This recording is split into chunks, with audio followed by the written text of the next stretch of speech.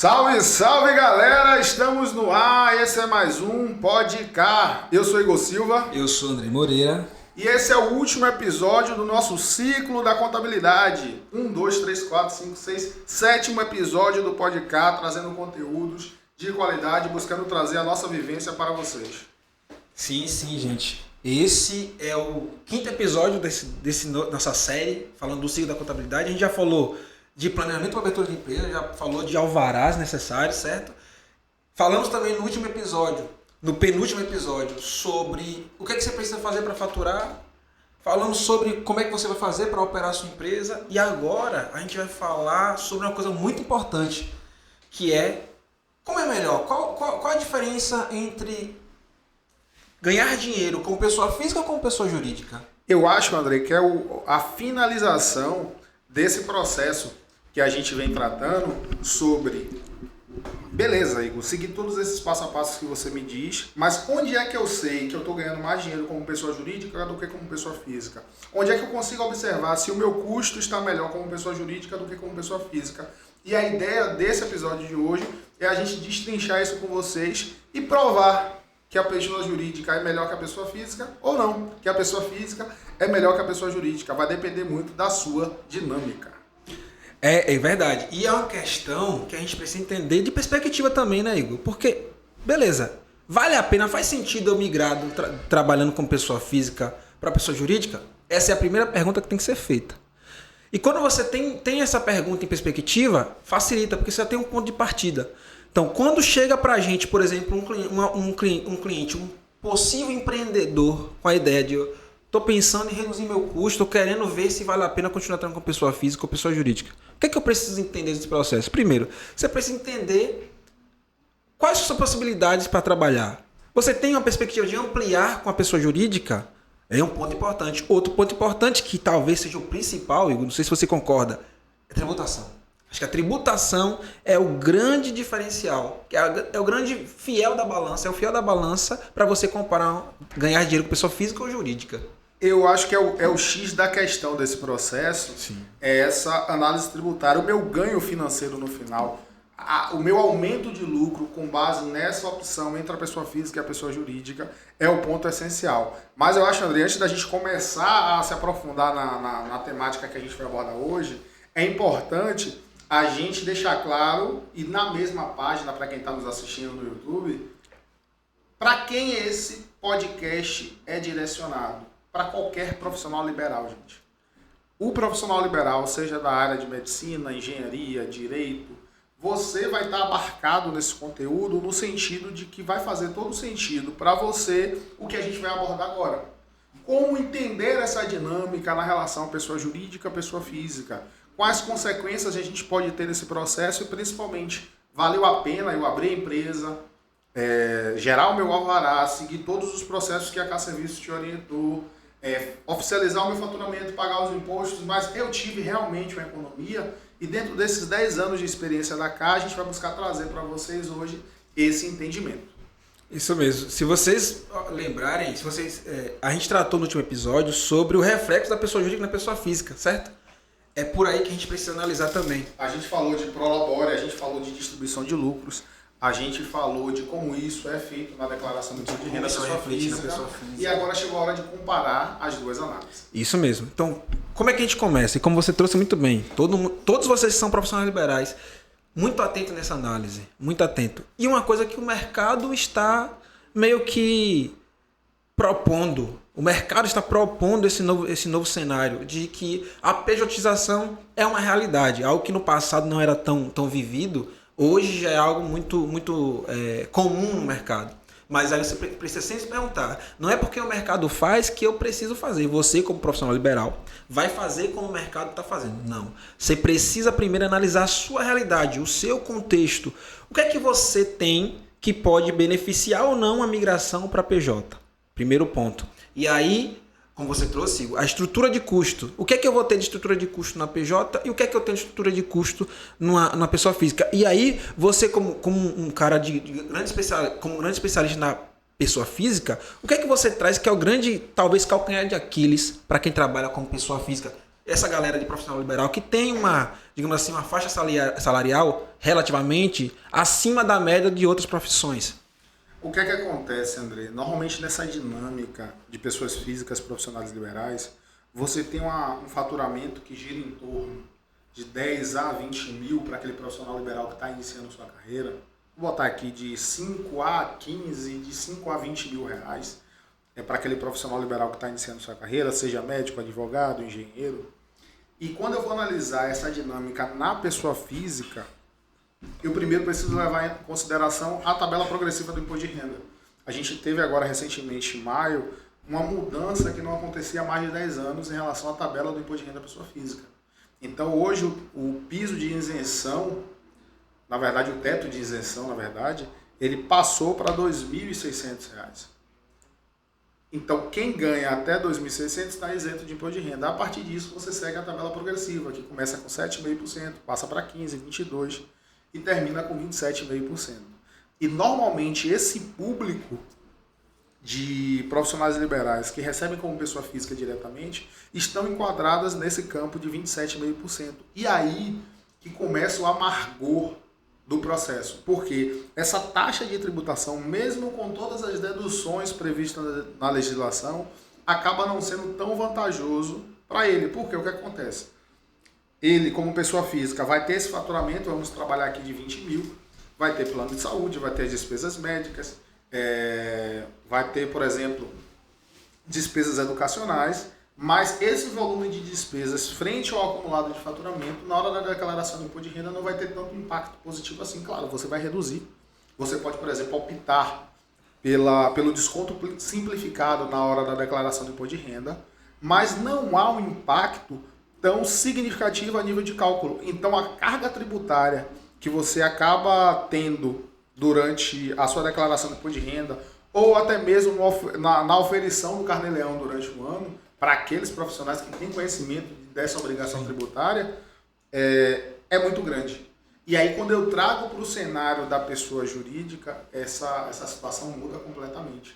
E você passa a ter uma economia tributária, porque quando eu vou para a pessoa jurídica, eu já vou para outro status de análise. A gente pode trabalhar, por exemplo, se você for um advogado, está enquadrado no anexo 4 do Simples Nacional, o anexo de menor tributação sobre o faturamento.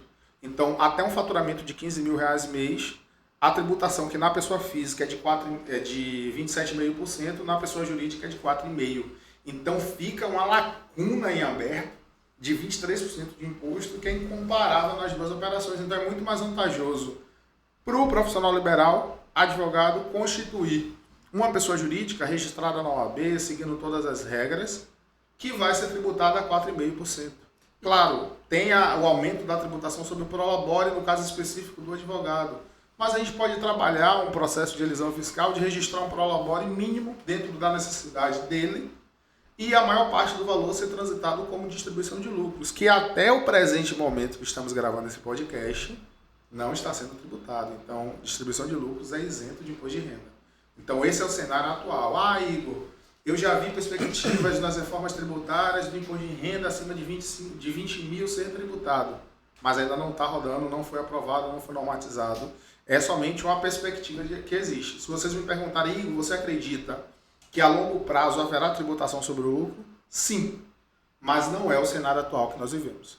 E você trouxe uma comparação interessante. Essa diferença de 23%, é claro que parte dela, essa economia que seria gerada, vai ser consumida pelo custo da pessoa jurídica que vai ser aberta, que seria uma empresa. Beleza? Mas ainda assim, pela nossa experiência, nossa vivência, a gente percebe que ainda assim é mais, na maioria das vezes, é importante frisar, cada caso é um caso, que precisa ser analisado individualmente.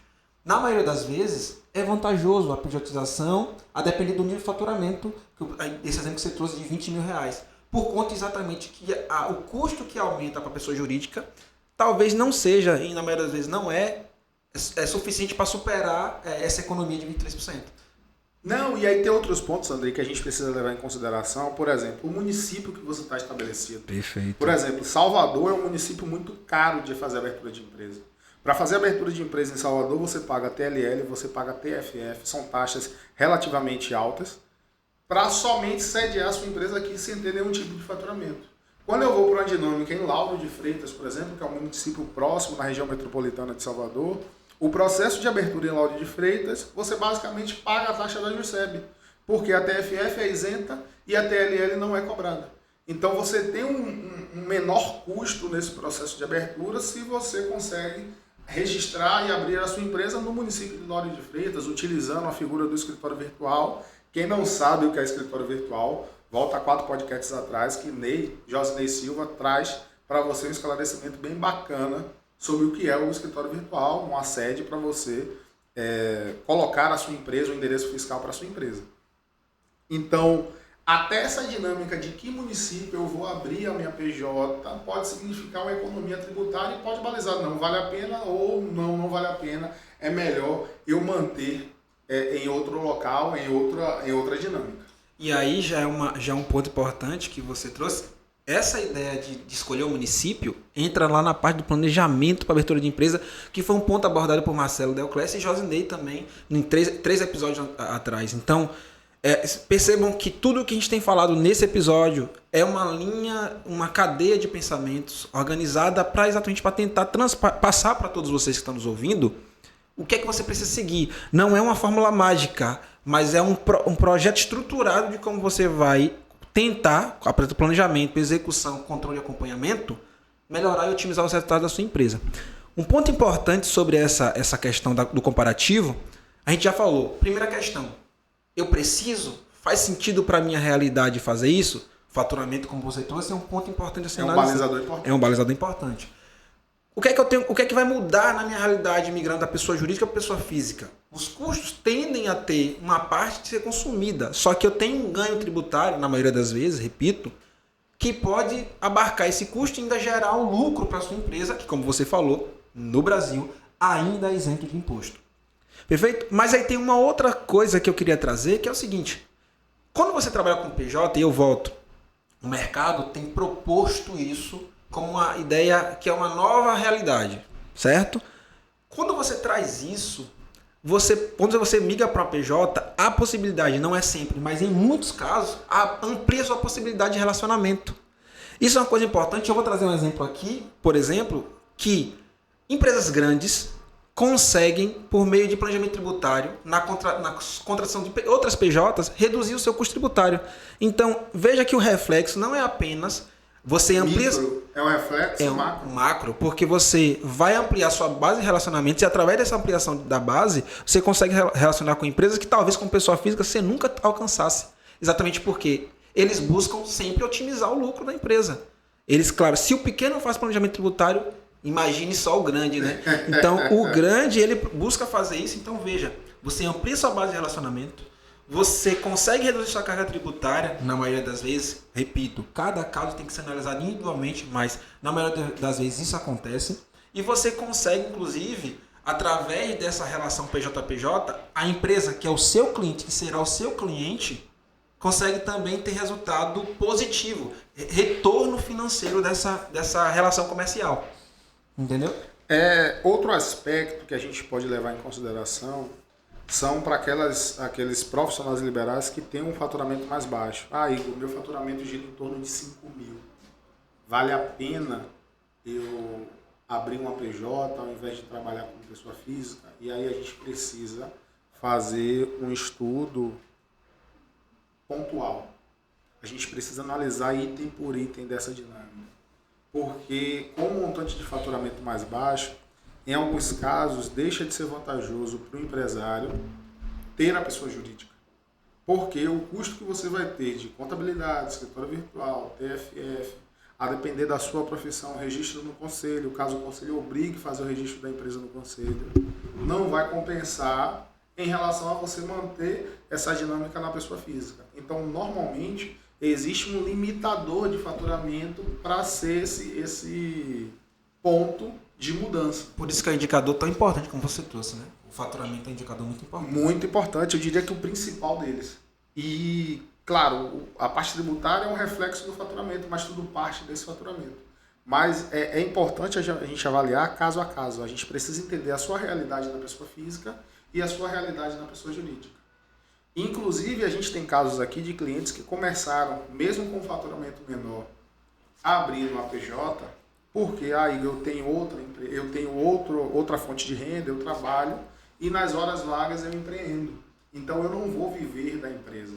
Eu prefiro abrir um CNPJ, ter os meus faturamentos esporádicos, que me dá uma média de faturamento menor, e eu quero deixar esse dinheiro na empresa porque eu tenho um projeto. A partir de um certo montante que eu juntar na empresa, eu consigo sair do meu trabalho atual e empreender totalmente, tratar esse negócio como minha fonte de renda principal. Então vai muito do entendimento caso a caso. Não adianta a gente tratar aqui, e é muito importante isso para quem está nos assistindo, como um mapa geral. Essa situação é válida para qualquer profissional liberal, para qualquer faturamento, para qualquer situação que surja. Não.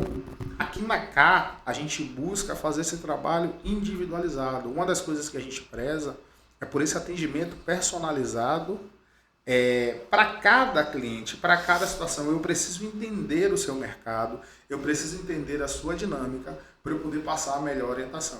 Um case de sucesso da nossa operação, eu estou muito feliz, liguei para o cliente ontem para dar esse feedback. É um cliente que começou conosco lá em 2019, com uma pequena distribuidora, e hoje já ultrapassa um faturamento de milhões e ainda não encerrou o ano. Então a gente pôde acompanhar desde o início, desde aquele planejamento que a gente tanto fala lá no primeiro episódio do ciclo da contabilidade, até agora, o momento que ele está subindo, está rampando. Eu não posso dizer que ele está no ápice, porque eu enxergo muito crescimento desse cliente. Mas é um cara que passou 6 meses de 2018 ou 2019, eu não me recordo agora exatamente o ano que ele abriu, sem faturar, com o CNPJ aberto, acreditando no projeto, desenhando a operação, buscando profissionais que conseguiam se entrelaçar no objetivo da empresa, na cultura da empresa. E durante toda a pandemia ele foi ali, às duras penas, segurando o negócio, projetando, mantendo o planejamento dele controlado. E agora, 2023, ele alça voos gigantes e constantes. Eu e André, a gente teve a oportunidade de, há 2 semanas atrás, participar de um programa na Rádio Criativa 10, lá com o nosso amigo Thiago, e uma das coisas que a gente falou é: faça o seu melhor nas condições que você tem. Então, o cliente, ele pode se programar, ele pode, dentro do planejamento dele, se estruturar, e hoje a pessoa jurídica dele, e aqui eu estou fugindo um pouco da dinâmica do profissional liberal que a gente começou falando lá nesse podcast, mas hoje o cliente pôde colher todos os frutos que foram plantados nesses 3 anos de planejamento.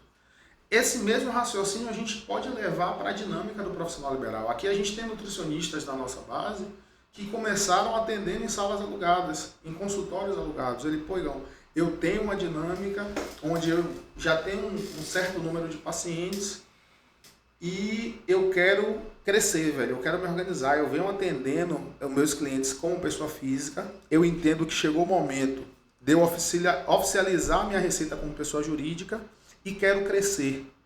E aí ele procurou a Cá, a gente fez todo um estudo, todo um planejamento para ele, orientou como é que ele precisava seguir, e nesse ponto ele pôde focar no que mais importava, no cliente dele, enquanto a gente cuidava de todo esse processo de orientação. E quando eu analiso, depois de 4 anos, eu observo que esse cliente hoje tem uma sede própria, um consultório muito bem estruturado, uma rede social muito bem trabalhada e uma carteira de clientes que te dá quase 4 vezes o faturamento que ele tinha há 4 anos atrás. Então, é uma dinâmica muito importante, faz parte de um processo de crescimento. É preciso todo mundo entender que ninguém começa grande. E essa análise da pessoa jurídica e da pessoa física faz parte dessa tratativa inicial. Talvez hoje o seu momento não seja o de abrir empresa, mas você pode planejar: olha, hoje não é o meu cenário, eu ainda faturo pouco, o custo de manter uma PJ seria mais caro do que eu trabalhar como pessoa física, porque o que eu tenho aqui de retenção de imposto de renda, na minha declaração de imposto de renda pessoa física, eu consigo recuperar.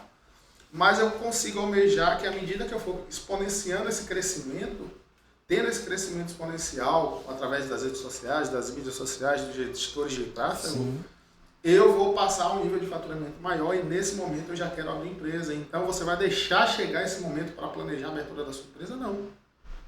Você está acompanhando o podcast. O momento de planejar é agora. Isso mesmo. Se você já está nesse estágio e não planejou, comece a planejar. Nunca é tarde para começar a planejar, mas quem ainda está na situação da pessoa física fazer sentido esse faturamento, é o momento exato de você fazer o seu planejamento. Perfeito sua fala. Essa fala que você trouxe agora de que, por mais que você não tenha planejado, e por que você não planejou? Porque você nunca teve uma orientação, não teve acesso a essa informação. E é uma coisa que a gente falou, inclusive lá com nossos amigos Thiago e Gersan, na Rádio Criativa, que é isso. A gente não teve a educação para isso. Exatamente por isso a gente não tem essa cultura, esse costume de planejar para fazer algo. Não significa dizer que a gente tem que ficar parado. Muito pelo contrário, nós temos que executar, mas sempre que possível, bota no papel, planeja. E não é nada muito elaborado não, gente. É o seu planejamento. É você que vai fazer. É você a melhor pessoa para dizer o que é que você tem e onde você quer chegar. Essa é a ideia do planejamento. Eu tenho um cenário atual e eu almejo chegar até aqui. Então, o que é que eu preciso fazer para chegar lá? Qual a trajetória eu vou seguir? Isso é muito importante. O fato de você ser pequeno ainda não fazer sentido para você abrir uma PJ não te impede de você se organizar. A gente ouviu aqui, eu sempre vou trazer esse case porque eu achei muito, muito interessante e fiquei feliz com a fala de uma das nossas clientes. Ela abriu como MEI, mas ela disse a seguinte frase pra gente. Ó, gente, eu sei que é MEI, eu sei que é mais simples, eu sei que é pequeno, tem nível de faturamento, mas eu quero começar organizada. Porque quando eu migrar, e eu vou migrar, e olha que interessante, ela já sabe que porque ela tem um projeto na cabeça dela, ela sabe, ela vai trabalhar por isso. Ela diz, quando eu migrar, quando eu sair da condição de MEI, eu quero estar organizado. Inclusive, e pra gente que trabalha com contabilidade, isso é muito agradável de ouvir. Porque quando você vê que o cliente tem interesse em querer fazer o correto desde o início e que ela entende que fazer um processo estruturado vai, inclusive, aumentar os ganhos dela, otimizar o processo dela, isso é fantástico. Então, começar o planejamento, não necessariamente tem que fazer aquele planejamento extremamente elaborado, cheio de... Não, é um processo seu. É o que você enxerga agora e onde você quer chegar. E, claro, nesse processo, quando você não souber, tem muita gente que pode te ajudar. Tem muita gente que você pode, como você costuma dizer, né?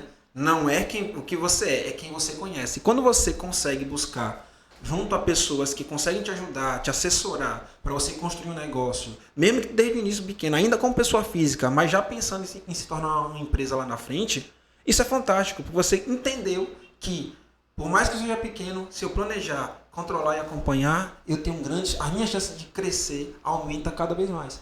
Perfeito, André, perfeito. Sua frase, seu fechamento de fala aí agora foi perfeito. Tem um ponto que eu quero abordar, que é o seguinte. Igor, beleza, eu já escutei vocês até agora, mas na prática, o que é que eu devo comparar a nível tributário? Então bora lá para eu poder explicar para vocês. Eu vou tratar aqui agora do nutricionista, vou tratar do psicólogo, vou tratar do médico, porque a dinâmica tributária para você é a mesma. Na pessoa física, você vai ter uma tabela progressiva, em média, sua tributação vai ficar entre 15% e 27,5%. É essa a sua dinâmica, vai depender muito do seu faturamento. Para quem fatura mais de 15 mil reais, você vai estar abarcado dentro da dinâmica dos 27,5% de imposto de renda sobre a pessoa física. Desse valor de imposto, você poderá deduzir na hora do momento do cálculo despesas com educação e despesas com saúde. Basicamente, essa é a dinâmica para qualquer pessoa física. Quando eu vou para a pessoa jurídica, e aqui normalmente eu reforço psicólogo, engenheiro, dentistas, médicos. Quando eu vou para a análise na PJ, a dinâmica muda um pouco. Por quê? Na pessoa jurídica você vai ter uma receita que, por exemplo, se você estiver enquadrada no Simples Nacional, a gente consegue trabalhar a partir de uma retirada de prolabore uma carga tributária sobre esse faturamento de 6%. Então eu reduzo de 27,5% para 6%. Ah, Igor, você vai fazer uma retirada de prolabore, então eu vou ter pagamento de imposto de renda e de INSS. Sim, você vai ter esses dois tributos incidindo sobre a retirada do prolabore. Mas aquelas deduções que você usa na pessoa física, de despesas médicas e despesas com educação, também poderão ser deduzidos dessa renda. Então, em resumo, a gente reduz a base de cálculo tributada, trabalhando com a empresa, e você mantém as deduções com despesas médicas e despesas com educação. Então, esse processo de comparativo não é excludente. eu tenho um cenário como pessoa física e eu tenho um cenário como pessoa jurídica, que todos os benefícios que eu tenho na pessoa física também podem ser levados na hora da análise da pessoa jurídica. Então, as minhas despesas com plano de saúde, com dependentes, minha despesa numa pós-graduação podem e devem ser considerados na hora do planejamento tributário da sua PJ, porque a parte do Prolabore, que é a parte tributada de renda que vai ser destinada ao sócio, ela pode utilizar esses dois benefícios de redução na hora do cálculo do imposto de renda da pessoa física. E como a gente tratou em episódios anteriores, o Prolabore é uma ferramenta importante, inclusive do planejamento tributário, como você trouxe. Então, a gente já tratou em episódio, só vou repetir aqui rapidamente, o Prolabore, que é o salário do sócio, é uma ferramenta que consegue reduzir a carga tributária da empresa, como o Igor trouxe. Se você era pessoa física e se você é um médico e a pessoa trabalha com pessoa física e passou a trabalhar com pessoa jurídica, a queda é de 27,5 para... Se a gente colocar como... A gente tributa como anexo 3, o anexo 5, que é o anexo do Simples Nacional. Se a gente tratar em Simples Nacional. Ele cai de 27,5 para 16, para 15,5%. Já tem uma redução boa, beleza? Só que com o mecanismo do Prolabore, a gente consegue reduzir mais 10% disso. Isso. Então veja que se a gente não tirasse o Prolabore, já teria vantagem. Sim. Mas com a retirada do Prolabore, que é, inclusive, uma renda tributável do sócio da empresa, ou seja, a Receita Federal vai estar recebendo a contribuição previdenciária sobre o Prolabore, também o IR, se assim for necessário, a depender da tabela progressiva, mas o Prolabore em si gera valor e retorno financeiro para o sócio, porque ele ajuda no planejamento, dentro do planejamento tributário, reduzir a carga tributária sobre a empresa. E se você reduz, aí eu volto no episódio anterior, se você reduz o custo que você tem na sua PJ, você aumenta o seu lucro, que vai para onde? No bolso dos sócios. Então, assim, tudo que a gente tem tratado aqui é nesse sentido. E aí, se eu puder dar uma dica para todos vocês e conseguirem assistir esses episódios que a gente trabalhou aqui, vai ser muito importante, porque agora, juntando todos eles, a gente fecha o ciclo da contabilidade. Fecha o ciclo da contabilidade e você vai entender o porquê é tão importante, porque a gente bate tanto nessa tecla aí, quem é nosso cliente vai lembrar, poxa, por isso que eles batem tanto nessa tecla com a gente, porque a gente sabe o valor que isso vai gerar para os nossos clientes, que são o nosso foco. O foco do nosso trabalho é pensar em melhorar a situação do nosso cliente. Aquela ideia que a gente tem debatido muito, é no foco do cliente. Isso. Vocês que têm os nossos serviços, são aquelas pessoas para quem a gente trabalha. A gente trabalha para gerar valor para vocês. E todos vocês que estão nos ouvindo, assistam. Eu sugiro que façam isso. Peguem os episódios do podcast, todos esses 5 do ciclo da contabilidade, e façam essa análise corrida de tudo que a gente tratou agora, porque no final vocês, com certeza, isso eu posso garantir, vocês vão ver que se você não entender que vai gerar valor, vocês pelo menos vão entender a importância de planejar e acompanhar todo e qualquer processo que você fizer na sua vida. Lembre sempre, o dinheiro entra na empresa para reverberar em lucro e renda para os sócios. É essa dinâmica que a gente busca trabalhar, independente do seu modelo de negócio. É essa dinâmica que todas as empresas, da menor à maior, ela busca. Tá certo? Eu queria deixar aqui para vocês, mais uma vez, quem ainda não segue, @kserviços, @podcast, _k, agora eu aprendi, @ktreinamentos, @igordak, @tributarista André Moreira. E quem ainda não curtiu esse vídeo, dá o like, se inscreve no canal, ativa o sininho das notificações. Tudo certinho? Tudo certo. Galera, a gente vai finalizando esse episódio do podcast. Espero que tenha feito sentido para vocês. É muito importante que vocês assistam os 5 episódios. A gente quebrou essa sequência em 5 episódios para não ficar algo tão maçante. A gente buscou tratar numa linguagem mais simplificada, a fim de propiciar a você que não tem esse conhecimento técnico da área contábil, entender de forma mais prática essa dinâmica. O nosso intuito aqui é fazer com que possíveis empreendedores, pessoas que estão iniciando na carreira, possam saber onde estão, para onde vão e de que forma elas podem fazer isso. Contem com o apoio da CAR para o que precisarem. Muito obrigado, gente. Eu acredito que esse episódio... E eu, particularmente, estou muito feliz com o que a gente fez nesses 5 episódios, Igor, porque acredito que a gente, como você falou, a gente conseguiu desenhar um processo bem estruturado e esperamos que seja algo de valor para todos vocês. Então, Acompanhe as nossas redes sociais, tem muita coisa boa vindo por aí. A gente tem colocado como algo da nossa missão propagar o conhecimento, claro, fornecer informação para eles e fomentar o empreendedorismo no Brasil, na Bahia, no Nordeste. A gente quer realmente reverberar que o conhecimento gere valor para o nosso país, que é um país de pessoas tão guerreiras, empreendedores natos, que a gente sabe que dificilmente um brasileiro ele não tem a capacidade de empreender porque está no sangue dele ser guerreiro e desbravar os desafios que tem pela vida. Muito obrigado, gente. Valeu, pessoal. Conhecimento liberta. Tchau, tchau.